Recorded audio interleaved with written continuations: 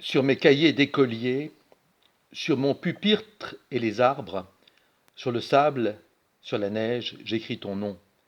Sur toutes les pages lues, sur toutes les pages blanches, pierre sans papier ou cendre, j'écris ton nom. Sur les images dorées, sur les armes des guerriers, sur la couronne des rois, j'écris ton nom.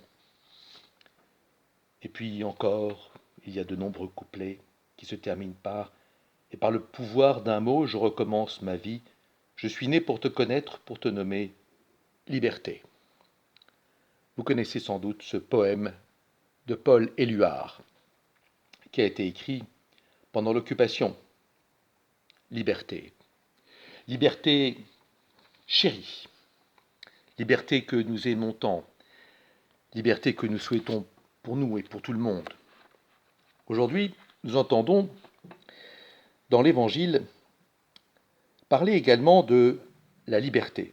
Jésus, en Saint Jean au chapitre 8, versets 31 et 32, dit ceci: « Si vous demeurez fidèles à ma parole, vous êtes vraiment mes disciples.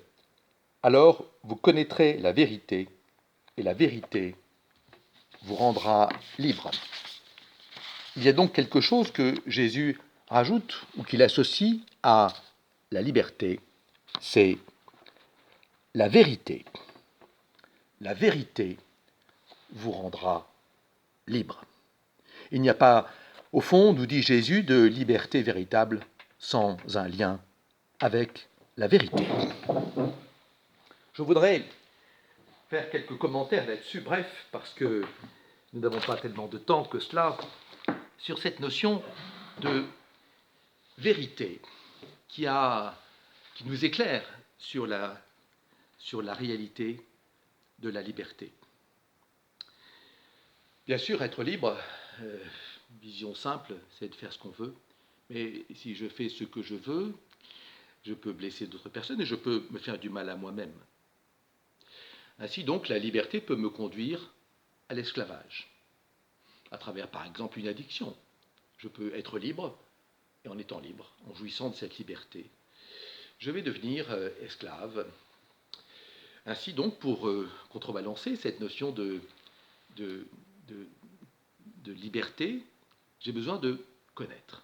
Si je connais, alors je suis déjà un peu plus libre. Quand je vais dans un supermarché, j'ai le choix entre plusieurs qualités de produits.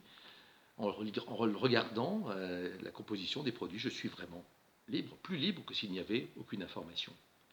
L'information, la connaissance, me rend donc libre. Mais plus encore que cela, qui suis-je, moi, pour être vraiment libre? Si je suis par exemple un dessinateur et que j'aime beaucoup dessiner, et on me dit tu es libre de faire de la spéléologie ou de sauter en parachute, je dirais ça m'est égal, ce que je veux c'est dessiner. Je veux pouvoir expérimenter, développer mon talent de dessinateur. C'est ça que j'aime faire, c'est là où je me réalise, c'est là où je m'accomplis. Ainsi donc, pour moi, la liberté, c'est de pouvoir dessiner. Lorsque Jésus dit « Si vous êtes mes disciples, vous connaîtrez la vérité vous rendra libre ». Ça veut dire, si vous êtes mes disciples, vous saurez vraiment qui vous êtes, ce qui vous rendra vraiment heureux, ce qui vous comblera de bien, ce qui vous comblera de bonheur. Alors vous serez vraiment libre. Si vous arrivez à connaître ce pourquoi vous êtes fait, ce qui va vraiment achever votre vie, l'accomplir, alors en le faisant, vous serez vraiment libre. Pour nous, c'est clair. Connaître Jésus, c'est loin d'être une oppression. C'est loin d'être un enfermement.